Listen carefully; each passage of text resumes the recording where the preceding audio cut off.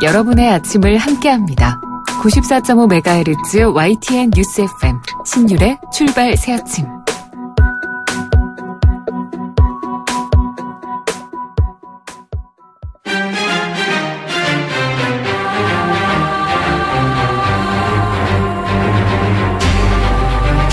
매일 아침을 뉴스로 깨웁니다. 신율의 출발 새아침.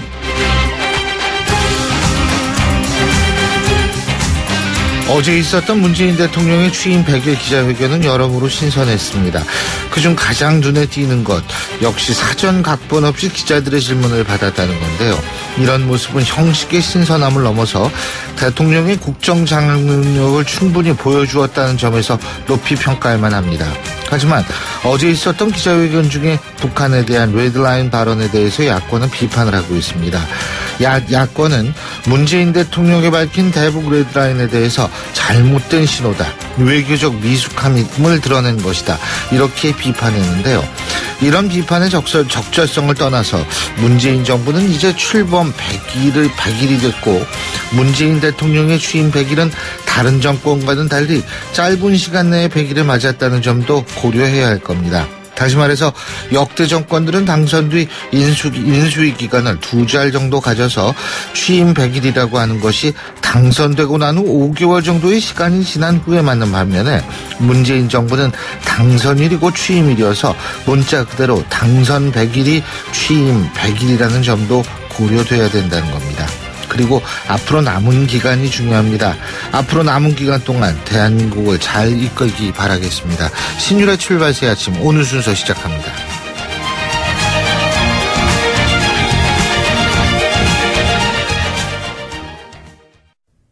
YTN 라디오 신율의 출발 새 아침. 예, 지금까지 들어온 뉴스 정리해 보겠습니다. 백병규 시사평론가 스튜디오에 나와 계십니다. 어서 오십시오. 안녕하십니까. 예, 문재인 대통령이 제가 지금 방금 말씀드린 대로 어제 취임 100일 기자회견을 했는데 이 레드라인, 북한 핵미사일에 대한 레드라인은 공식적으로 언급을 했죠. 네, 이제 레드라인 하면은 주로 이제 미국의 군사 개념인데요. 네. 미국이 그 적국에 대해서 그 군사적인 대응을 결정하는데 기준이 되는 이제 그 경계 지점을 의미를 하죠. 트럼프 미 대통령도 구체적인 그 레드라인에 대한 언급은 하지 않았습니다. 자칫 그 자신의 그 발목을 잡을 수도 있기 때문인데요. 문재인 대통령 어제 기자회견에서 그 북한이 대륙간 탄도미사일에 핵탄두를 탑재하는 것이 그 레드라인이 될 것이라고 이제 언명을 했습니다. 문재인 대통령은 그 대한민국의 그 동의 없이 그 누구도 한반도에서 그 군사 행동을 하지 못한다면서 트럼프 대통령도 북한에 대한 그 어떤 옵션을 사용하든 사전에 그 한국과 충분히 협의하고 동의받기로 약속한 바 있다고 말하면서도 이같이 이제 그 레드라인에 대해서 언급을 했는데요. 북한이 그 레드라인을 넘을 경우에 그러면 과연 어떻게 할 것이냐? 여기에 대한 뭐 구체적인 언급은 이제 그 뒤따르지는 않았습니다. 뭐 일각에서는 레드라인을 근데 어떻게 또 확인하느냐 이런 부분도 남아있다고 그러더라고요. 네. 예. 자, 문재인 대통령 내년 지방선거 때 개헌하겠다는 공약을 지키겠다 이렇게 얘기를 했죠. 네, 국회 논의를 지켜보겠지만 정치권에서 그 합의가 이루어지지 않는다면은 이 정부가 그 자체적으로 개헌특위를 만들어서 그 개헌 방안을 마련할 수 있을 것이라고 얘기를 했는데요. 만약 국회에서 그 발의하지 못하는 상황이 된다고 한다면 대통령이 직접 개헌안을 그 발의하겠다. 이제 이런 이야기로 해석이 될 수 있겠죠. 네. 이 개헌 논의가 상당히 좀 탄력을 받을 것으로 예상이 됩니다. 또 그 문재인 대통령은 이 추가 증세를 그 시사하기도 했는데요. 그 필요성에 대해서 그 국민들의 그 공론이 모아진다고 한다면 정부도 그 추가 증세를 검토를 하겠다 이렇게 이야기를 했고 이 더 강력한 부동산 대책도 주머니 속에 넣어두고 있다 이런 표현도 사용했습니다. 네. 그리고 그 노조 결성을 가로막는 그 사용자 측 그 부당노동 행위에 대해서는 이 강력한 의지로 단속하고 처벌하겠다 이런 입장을 밝히는데 이럴 경우에는 이제 삼성의 그 대노조 정책에 대한 검찰 수사 등이 어떻게 될지 좀 주목이 됩니다. 그렇군요. 근데 뭐 항상 그렇죠. 여야의 반응은 엇갈리죠. 맞습니다. 예. 이 정우택 자유한국당 원내대표 문재인 대통령의 그 취임 100일 그 기자회견과 관련해서 알맹이가 없는 그 억지 자화자찬 또는 그 여전히 그 쇼통의 회견이었다 이렇게 좀 혹평을 했고요. 바른정당의 그 전진명 대변인 역시 그 내용보다는 형식, 소통보다는 그 연출이 앞선 그 기자회견이었다고 이제 얘기를 했습니다. 국민의당 그 송금주 수석 대변인 역시 그 혹평에 그 가담을 했는데요. 관은 빼고 공만 늘어놓은 기자간담회였다. 광복절 경축사에서도 그 100일 기자간담회에서도 이 국회와의 그 소통은 없었다고 이제 논평을 했습니다. 반면 박지원 국민의당 그 전 대표는 한마디로 좋았습니다. 이렇게 좀 상찬을 했고요. 추미애 더불어민주당 그 대표 이 개방되고 열린 소통하는 대통령의 모습을 보여줬다. 국민들 가슴이 그 뻥 뚫리고 시원한 이것이 국가라는 것을 잘 보여줬다고 이제 그 높게 평가를 했네요. 자, 근데요, 지금 배넌이라는 사람이 있잖아요. 트럼프 미국 대통령의 최측근 인사로 꼽히는 사람인데, 이 배넌 백악관 수석 전략가, 이 북한 문제에 대해서 군사적 해법은 아예 생각도 말라고 말했을 뿐만이 아니고, 주한미군 철수를 얘기를 한 모양이에요. 네, 이제 당장 가능한 논의까지는 아니다 이렇게 얘기를 했지만 상당히 좀 파장이 예상되는 이제 그 발언인 셈인데요. 이 스티븐 배넌 백악관 그 수석 전략가는 미국에서도 굉장히 그 논쟁적인 인물이고요.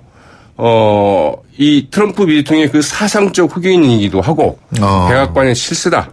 백악관의 그 진짜 대통령이 누구냐? 예. 이제 이런 이야기까지 나왔던 인물이죠. 그러나 그 최근에는 트럼프 미 대통령과 사이가 좀 틀어졌다. 이제 이런 그 분석도 좀 나오고 있는데 이 상당히 그 느닷없는 인터뷰였습니다. 예. 우선 현지 시각으로 왜냐하면 그 인터뷰를 한 매체 자체가 이 진보 성향의 그 온라인 매체였거든요. 그래서 과연 배넌이 왜 이 매체하고 인터뷰를 했을까? 이것 자체가 좀 물음표가 실리는 이런 예. 인터뷰이기도 했는데 이 아메리칸 그 프로스펙트의 그 실린 인터뷰에서 이 배넌 수석 전략가 북한 문제에 대한 그 군사적인 해법은 없다. 이렇게 얘기를 했습니다. 예. 누군가 전쟁 시작 첫 30분 안에 이 재래식 무기의 공격으로 그 서울에 사는 그 1,000만 명이 죽지 않을 것이라는 그 방정식을 풀 때까지는 군사 해법은 없다라고 이제 잘라 말했습니다. 말하자면 사실 이제 이런 문제를 검토를 했다는 이야기일 수도 있겠죠. 예. 그리고 그 배넌 수석 전략가의 그 다음 말이 이제 그 주목이 됐는데 중국이 그 검증 가능한 사찰을 통해서 북한의 그 핵 증강을 그 동결시키는 대신에 미국은 한반도에서 병력을 철수하는 내용으로 중국과 협상을 고려할 수도 있겠다. 그런 협상은 그러나 좀 먼 얘기로 보인다. 이제 이렇게 덧붙였다고 하죠. 당장 논의될 수 있는 협상 카드는 아니다. 이런 이야기이긴 하지만 백악관의 실세 중에 실세라고 하는 이 배넌 수석 전략가의 입에서 이런 말이 나왔다는 것은 그냥 넘어가기는 쉽지 않은 또 이런 발언이기도 합니다. 우리가 북한이 게임 체인저로 등장했다라고 얘기했을 때 항상 나오는 것이 주한미군 철수 문제인데 이 문제를 이 백악관 관계자가 얘기를 했다. 이 부분을 주목할 필요가 있을 것 같습니다. 그 살충제 계란 있지 않습니까? 이 정부의 전수조사를 했다 그러는데 이게 허점이 많은 모양이에요. 네, 어제 바로 이 시간에 좀 상당히 좀 문제가 있을 수 있다 이런 지적을 하지 않았습니까? 실제 문제가 있는 것으로 드러났습니다. 결국 그 121곳의 그 산란기 농장에 대한 그 검사를 재검사하기로 했습니다. 김영록 농림축산식품부 장관은 어제 그 살충제 계란 사태와 관련해서 농가 전수 과정이 그 부실했음을 사실상 시인하고 이같이 밝혔는데요. 농장에 검사할 계란 한 판을 미리 준비해 놓으라 이렇게 그 통보해 놓고 이를 그 받아와서 그 검사를 했는가 하면 아예 그 마을 대표에게 계란 한 판씩 제출하라 이렇게 해놓고 이를 한 번에 싣고 와서 조사한 경우도 있었다고 하죠. 이럴 경우에는 과연 이 살충제를 뿌렸던 농가에서 제대로 그 검사 계란을 내놨겠느냐 이제 이런 의구심이 있는 대목이 있습니다. 아주 친절하네요. 우리 검사할 테니까 계란 갖고 오라고. 글쎄 말이죠. 네. 참. 여야가 어제 김희성 헌법재판소장 후보자에 대한 임명동의 표결을 31일 날 하기로 합의를 했는데 근데 이게 한나절이 지나기 전에 다시 필요하는 모양이더라고요. 네, 국민의당과 그 바른정당이 그 이유정 그 헌법재판관 후보자 거취와 그 연기하고 났었기 때문인데요. 여야 사당 원내수석 대표들 어제 그 오후 회동을 갖고 오는 30일 그 본회의 때 김희수 헌재소장 후보자에 대한 그 임명 동의안을 처리하기로 합의했다고 이제 발표를 했습니다. 네. 박홍근 더불어민주당 그 원내수석 대표가 그렇게 발표를 했는데요. 김희수 그 헌재소장 후보자에 대한 지금 임명 동의안은 그 200여일째 지금 계속 표류 중에 있죠. 그러나 그 국민의당과 그 바른정당의 그 원내수석 부대표들은 무슨 소리냐. 완전 합의한 게 아니다. 그 잠정 합의였을 뿐이다. 이유정 헌법재판관 후보자의 그 진퇴 문제가 먼저 마무리돼야만 김희수 헌재소장 임명 동의안 처리할 수 있다. 이런 입장을 밝혔습니다. 그러자 민주당의 그 최윤경 원내대변인 무슨 소리 하는 거냐. 원내수석 간 합의회는 그 31일 그 조건 없는 표결 상정에 대한 합의였다. 이렇게 반박을 했는데 어떻게 진행이 될지는 좀 더 지켜봐야 될 것 같습니다. 이게 하도 시간을 끌어가지고 맞아 이것도 있었지 이렇게 생각하는 분들도 계실 거예요. 네, 근데 헌재 소장 임명 동의안 같은 경우를 이렇게 미뤄서는 안 되겠죠. 어떤 식으로든지. 네. 예. 오늘 말씀 여기까지 듣겠습니다. 고맙습니다. 네, 고맙습니다. 예, 지금까지 백병규 시사평론가였습니다.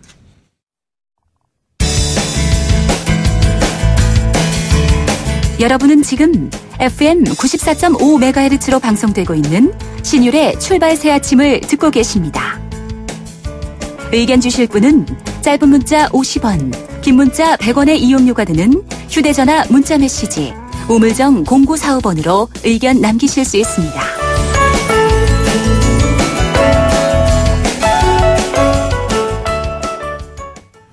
어제가 문재인 대통령 출범 100일이었습니다. 그래서 저희가 말씀을 드렸던 것처럼 어제 청와대 영빈관에서 취임 100일 기자회견도 가졌죠. 신율의 출발 새 아침에서는 문재인 정부 출범 100일을 맞아서 각 당 연결해서 입장을 들어보는 시간을 마련하고 있죠. 오늘은 정의당 가보겠습니다. 정의당의 이정미 대표 전화 연결합니다. 대표님 안녕하십니까? 네, 안녕하세요. 이정미입니다. 예. 어제 기자회견 어떻게 보셨어요? 네, 이전 정부에서는 기자회견을 해도 대통령께서 질문을 안 받거나 질문을 한다고 해도 짜놓은 각본대로 이렇게 답을 하시지 않았습니까? 근데 어제는 각본 없이 막힘없이 또 대답하고 질문하는 그런 모습이 이전 정부 확연히 달랐다고 보여지고요. 지난 100일간 특히 대통령께서 국민과의 소통에서 커다란 장점을 보여주셨는데 어제 회견 또한 그런 모습의 일환이었다 이렇게 보고 있습니다. 예. 어떤 점이 가장 좀 긍정적이고 잘했다고 보시고 어떤 부분이 좀 아쉽다고 생각하세요? 지난 100일 동안 사실 많은 국민들이 이제 환호도 하고 눈물도 많이 흘렸습니다. 네. 멀게는 독립유공자 자녀들 그리고 5.18 유가족들 가깝게는 또 가습기 살균제 피해자들이나 세월호 유가족들을 이렇게 안아주시는 모습들을 통해서 좀 지난 상처들을 치유하는 그런 과정들이었다고 좀 보여지고요. 그리고 접해 청산의 커다란 방향을 설정한 것이나 최저임금, 복지 확대, 이런 개별적인 정책 측면에서도 잘한 점수를 좀 드리고 싶습니다. 근데 아쉬운 점이라고 하는 것은 여전히 이제 포용적인 복지 국가를 지향하시면서도 그에 걸맞는 조세 전략이 좀 적극적인 조세 전략이 부족하지 않는가. 그리고 김현종 통상교섭본부장 등 좀 개혁 정신과 거리가 먼 인사를 배치했다든지 그리고 이 정당 정치를 정상화하기 위한 선거제도 개혁에 조금 더 적극적으로 정부가 입장을 좀 표명해 주셨으면 하는 점이 저는 아쉽게 느껴집니다. 조세 전략이 부족하다고 말씀하셨는데 네. 어떤 뜻이죠? 그러니까 문재인 정부가 지금 추진하고 있는 복지 정책을 잘 이루기 위해선 증세가 필요하다 이 말씀이신가요? 네, 정부가 내놓은 안들을 보면은 5년 임기 동안 한 178조 정도의 재원이 필요한 것으로 이렇게 추산이 됩니다. 그런데 지금 내놓은 여러 가지 조세 정책들, 증세 정책들이 너무 협소하게 잡혀져 있다. 지금 알기로는 한 1년에 5조 정도 걷어들이는 것으로는 이런 정부가 추진하려고 하는 복지 정책을 강력하게 밀어붙이기가 좀 어렵지 않겠는가. 어떤 측면에서는 조금 더 걷어들이는데 실질적인 어떤 복지 증가의 어떤 체감도는 굉장히 낮고 이렇게 되는 악순환이 계속되는 한 복지 정책을 좀 이렇게 과감하게 추진해 나가기는 어렵다라는 그런 점을 말씀을 드리는 겁니다. 예. 근데 문재인 대통령은 어제 네. 이 상당히 모든 재원을 면밀하게 검토를 했기 때문에 네. 충분히 지금의 증세로도 모든 것이 가능하다 이렇게 얘기하지 않았나요? 모든 것이 가능하다라고 말씀하셨던 게 아니고 면밀히 면밀히 타산해서 추진하겠다 이렇게 의지를 표명을 하신 것인데요. 실제 이 계산이 나와 있지 않습니까? 그러니까 그거는 대통령의 네. 의지지 실제 그렇게 될 것이라고 믿지 않는다. 이정미 대표께서는 이 말씀으로. 부족하다. 확실하게 부족하다. 그런 부족하다. 점에서 조금 더 적극적인 보편 복지 증세가 필요하다라는 말씀을 드리는 겁니다. 예, 알겠습니다. 잘한 점, 못한 점, 지난 100일 동안 이제 쭉 그 말씀을 쭉 해주셨는데요. 근데 이제 협치 문제가 야당들이 항상 얘기를 하는 부분인 것 같더라고요. 예? 네네. 이런 상황은 어떻게 평가하고 계십니까? 야당과의 협치 문제요?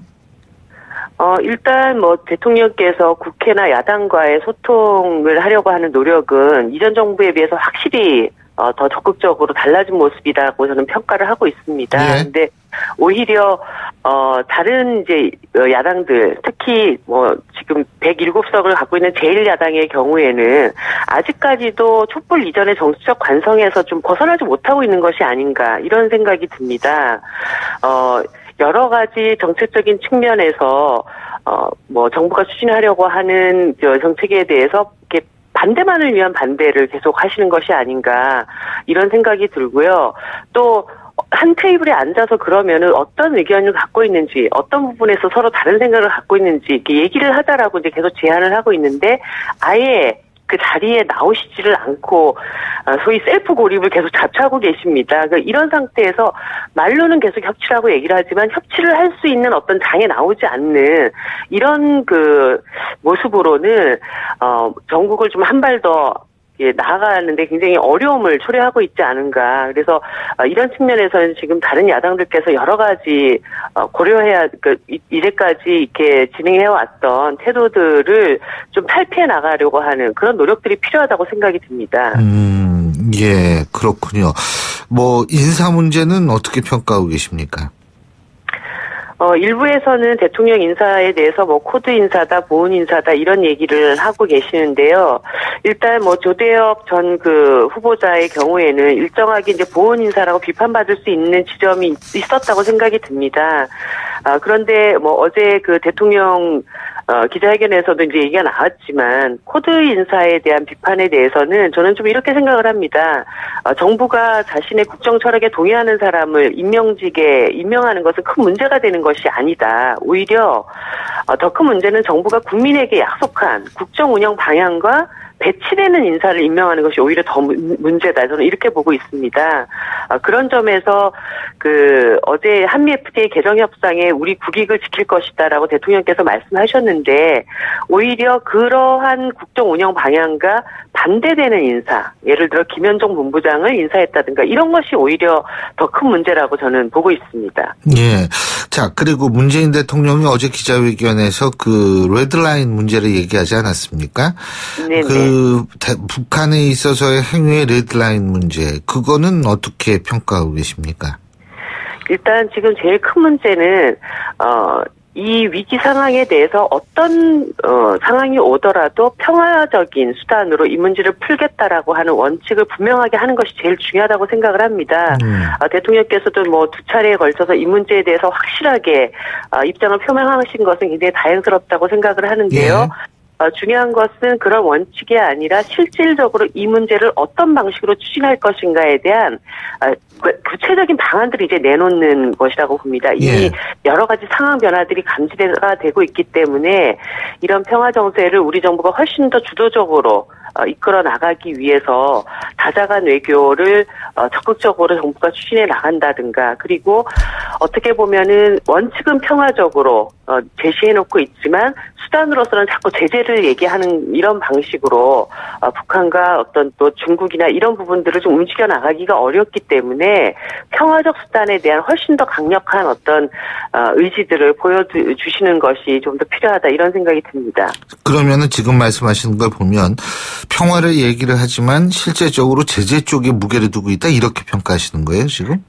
제가 볼 때는 지금 제재라고 하는 수단이 별로 현실적인 수단들이 많이 보이지가 않습니다. 그러니까 결국 제재를 더욱더 강화한다라고 하는 것은 강대강의 대결로 계속 나갈 수밖에 없는 것이기 때문에 이 상황을 주도적으로 풀려면은 대화의 어떤 방법들을 더 적극적으로 제시하는 이런 과정을 통해서 저렇게 하면 실마리가 풀리겠구나. 라고 하는 방향을 보여주는 것이 더 중요하다고 보여지거든요. 예. 그런 점에서 한쪽에서는 평화, 한쪽에서는 제재 이 두 가지를 계속 얘기를 하면서 그래서 어떻게 하겠다는 것인가라고 하는 부분들을 좀 모호하게 한다기보다는 일단 대화의 장에 계속 나오자, 조건 없이 만나자 이런 부분들을 더 강조하는 것이 필요한 때가 아닌가 이런 생각이 든다는 것입니다.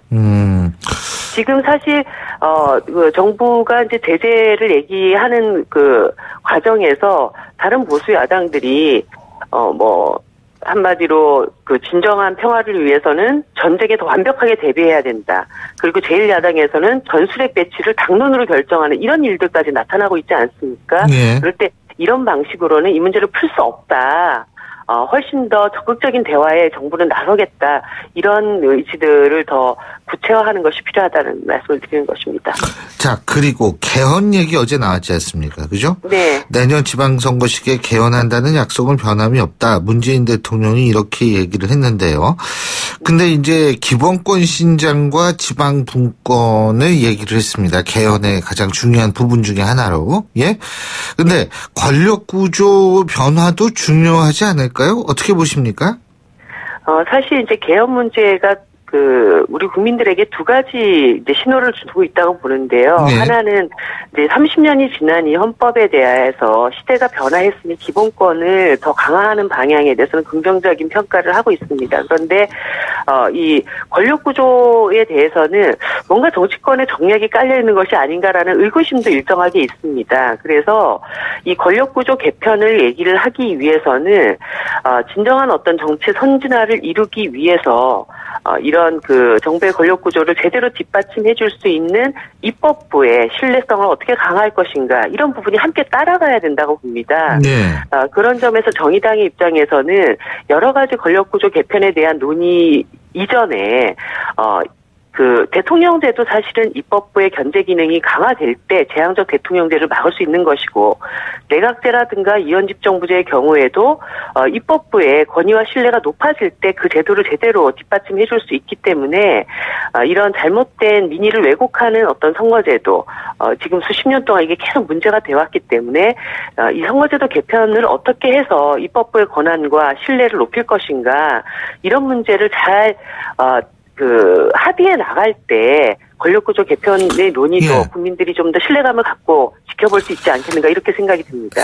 그러니까 일반적으로 선거구제 개편, 선거제도의 개편과 권력구조는 사실 관련이 있다라고 얘기들을 많이 하는데 우리 이정미 네. 대표께서는 선거구제 개편이 먼저 선언이 된 이후에 권력구조 개편을 얘기할 수 있다. 이런 입장으로 이해해도 되겠어요?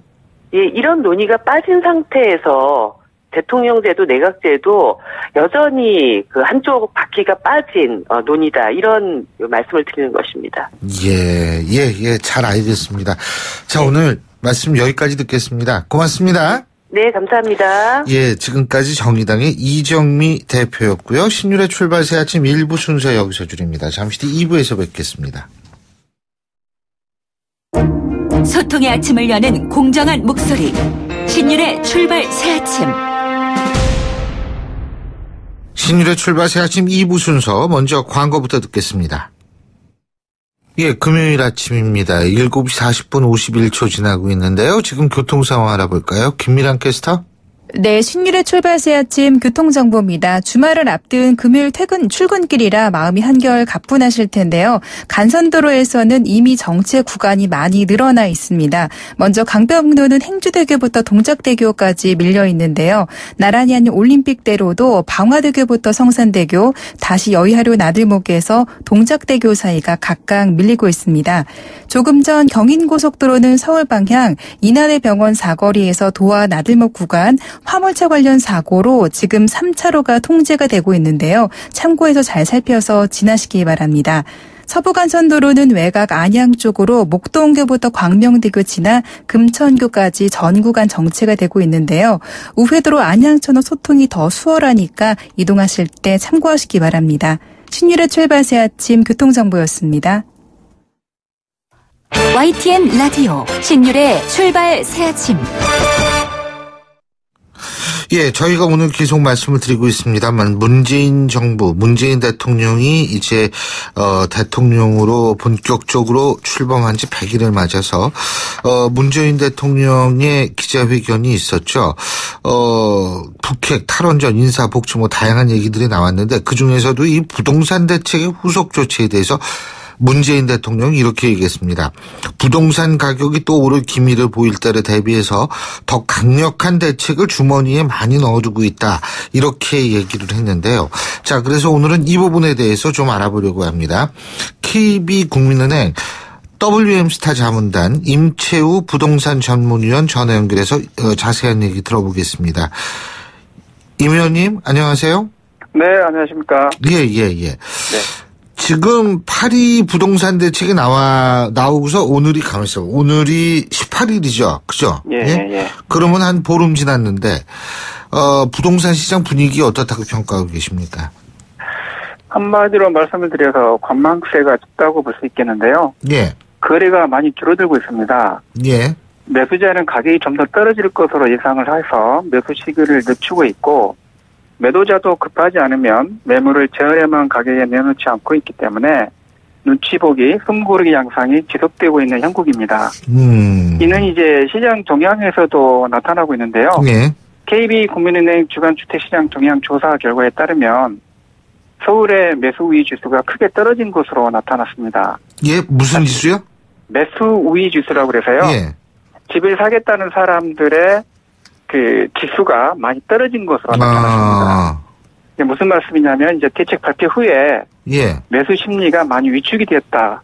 이렇게 이제 그 통계 결과가 나타나고 있습니다. 예, 그렇군요. 네네. 그 매수 심리가 위축됐다. 그러면은 뭐 일반적으로 이게 이제 가격은 떨어질 것이다. 이렇게 봐도 타당한 거 아닙니까? 아무래도 이제 거래가 많이 되지 않고 네. 매수 심리가 위축이 되다 보면 그 가격이 상승하기는 좀 어렵지 않느냐. 예. 네, 이렇게 예상은 하고 있습니다. 그 강남 지역이 이제 특히 좀 가격이 떨어질 것 같다는 분석도 있는 것 같은데 어떻게 보세요? 아무래도 이제 강남권은 이제 재건축 아파트가 이제 이슈가 되고 있는데요.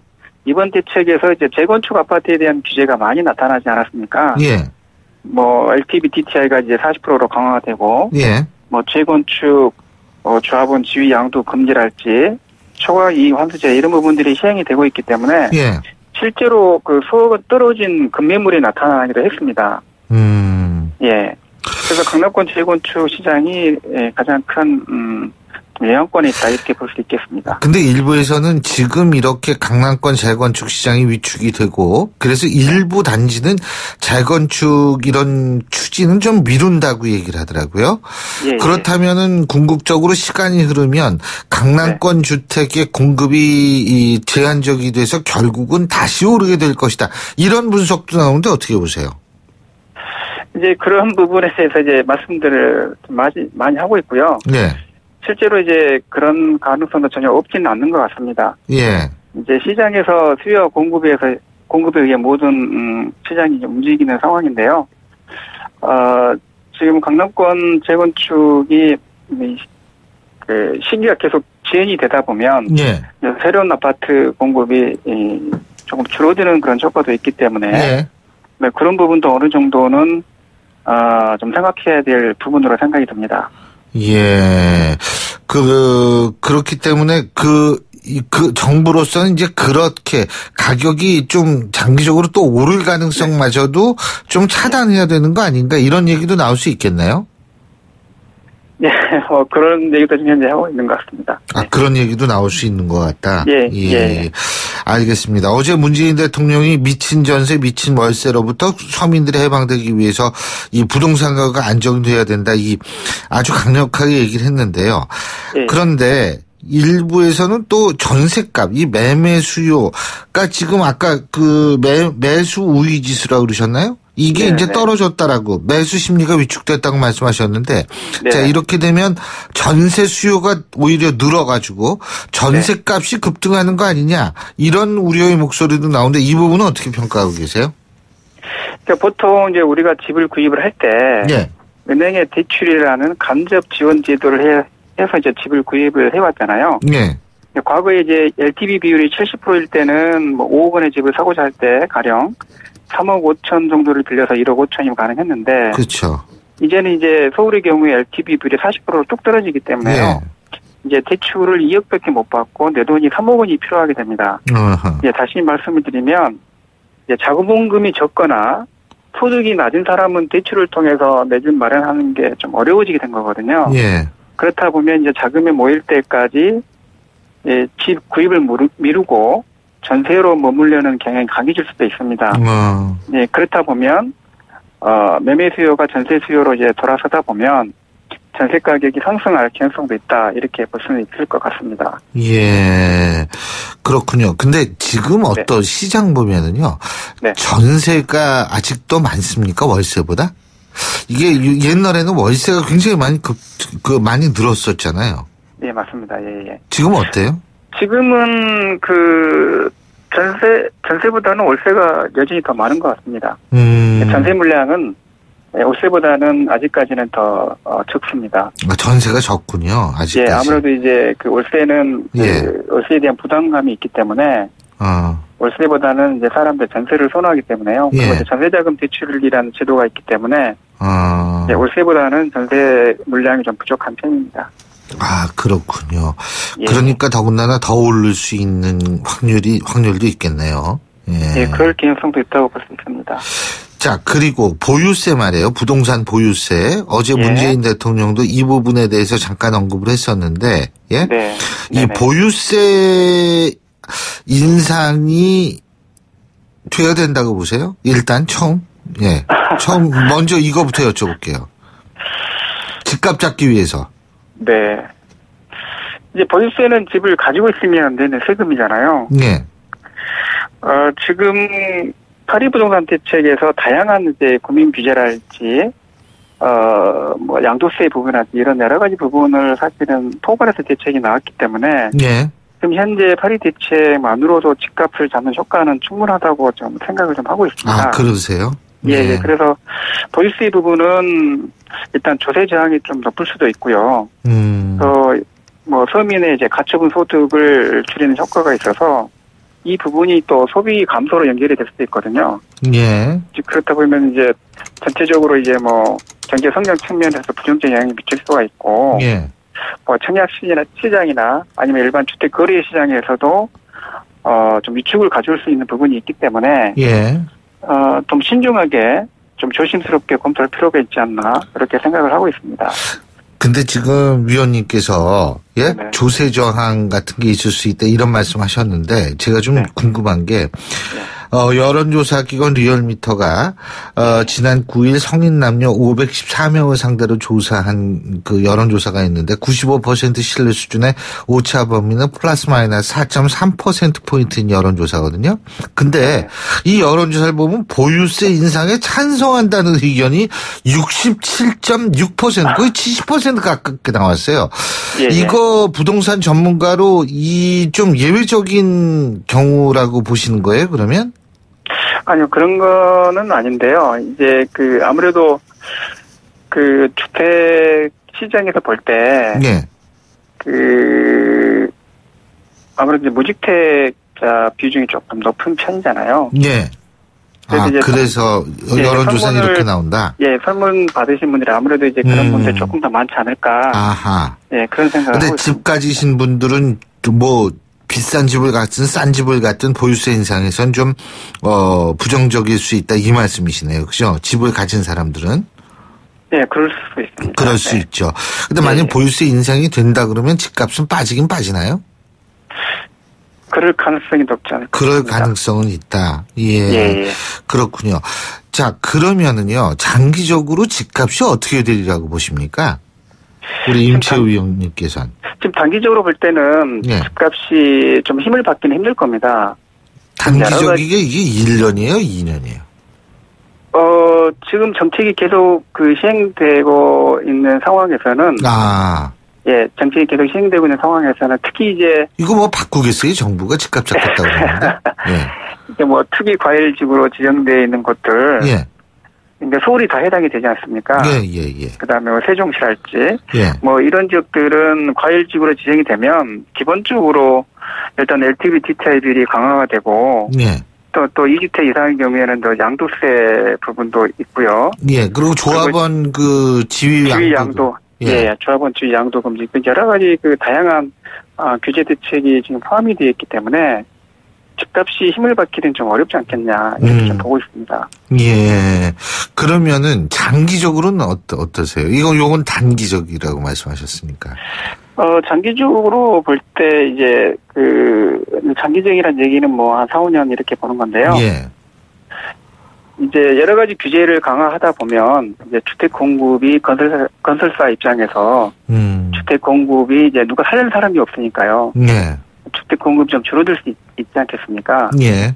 예. 그렇다 보면은 주택 공급이 줄어들다 보면 나중에 이제 뭐 집을 사려는 사람은 많은데 공급이 또 줄어들다 보면 그런 부분들이 이제 집값 상승을 일으킬 수 있는 요인이 또 될 수도 있거든요. 예. 예, 그래서 일단은 뭐 당분간은 뭐 주택 가격이 좀 힘을 받기는 좀 어렵지 않느냐 뭐 이렇게 보고 있습니다. 예, 오늘 말씀 잘 들었습니다. 고맙습니다. 네, 감사합니다. 예, 지금까지 KB국민은행 WM스타 자문단 임채우 부동산 전문위원이었습니다. 신율의 출발 새 아침 2부 순서 여기서 줄입니다. 전 8시 10분 3부에서 뵙죠.